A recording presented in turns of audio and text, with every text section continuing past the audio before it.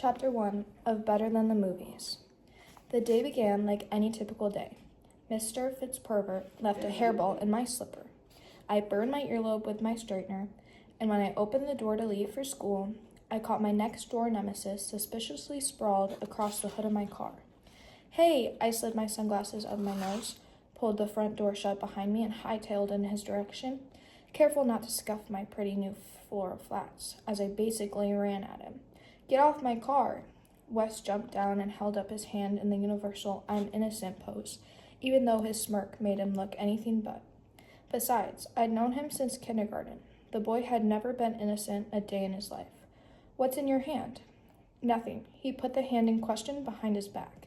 Even though he'd gotten tall and mannish and a tiny bit hot since grade school, Wes was still the same immature boy who'd accidentally burned down my mom's rose bush with a firecracker. "You're so paranoid," he said. I stopped in front of him and squinted up at his face. Wes had one of those naughty boy faces, the kind of face where his dark eyes, surrounded by mile-long, thick lashes, because life wasn't fair, spoke volumes even when his mouth said nothing. An eyebrow raise told me just how ridiculous he thought I was. From our many less than pleasant encounters, I knew the narrowing of his eyes meant he was sizing me up, and that we were about to throw down about the most recent annoyance he'd brought upon me. And when he was bright-eyed like he was right now, his brown eyes practically freaking twinkled with mischief, I knew I was screwed, because mischievous Wes always won. I poked him in the chest. "What did you do to my car?" "I didn't do anything to your car, per se." "Per se? Whoa, watch your filthy mouth." I rolled my eyes, which made his mouth slide into a wicked grin before he said, "This has been fun, and I love your granny shoes, by the way, but I've got to run." "Wes?" He turned and walked away from me like I hadn't been speaking.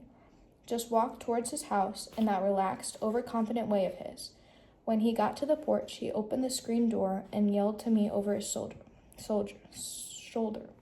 "Have a good day, Liz." Well, that couldn't be good, because there was no way he legitimately wanted me to have a good day. I glanced down at my car, apprehensive about even opening the door. See, Wes Bennett and I were enemies in a no-holds-barred full-on war over the one available parking spot on our end of the street. He usually won, but only because he was a dirty cheater. He thought it was funny to reserve the spot for himself by leaving things in the space that I wasn't strong enough to move. Iron picnic table, truck motor, monster truck wheels, you get it. Even though his antics caught the attention of the neighborhood Facebook group page, my dad was a group member, and the old gossips, with rage at their keyboards over the blights of the neighborhood landscape. Not a single person had ever said anything to him or made him stop. How was that even fair? But I was the one riding the victory wave for once, because yesterday I'd had the brilliant idea to call the city after he'd decided to leave his car on the spot for 3 days in a row. Omaha had a 24-hour ordinance, so good old Wesley had earned himself a nice little parking ticket. Not going to lie, I did a little happy dance in my kitchen when I saw the deputy slide that ticket underneath Wes' windshield wiper. I checked all 4 tires before climbing into my car and buckling my seatbelt.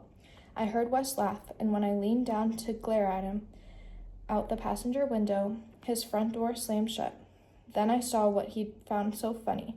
The parking ticket was now on my car, stuck in the middle of the windshield with clear packing tape that was impossible to see through. Layers and layers of what appeared to be commercial-grade packing tape. I got out of my car and tried to pry up a corner with my fingernail, but the edges had all been solidly flattened down. What a tool.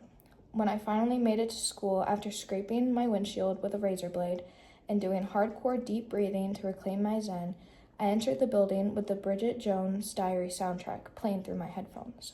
I'd watched the movie the night before for the 1,000th time in my life, but this time the soundtrack had just spoken to me. Mark Dawsey saying, "Oh yes, they fucking do," while kissing Bridget was, of course, as swoony as hellfire. But it wouldn't have been so oh my god worthy if not for Van Morrison's Someone Like You playing in the background. Yeah, I have a nerd level fascination with movie soundtracks.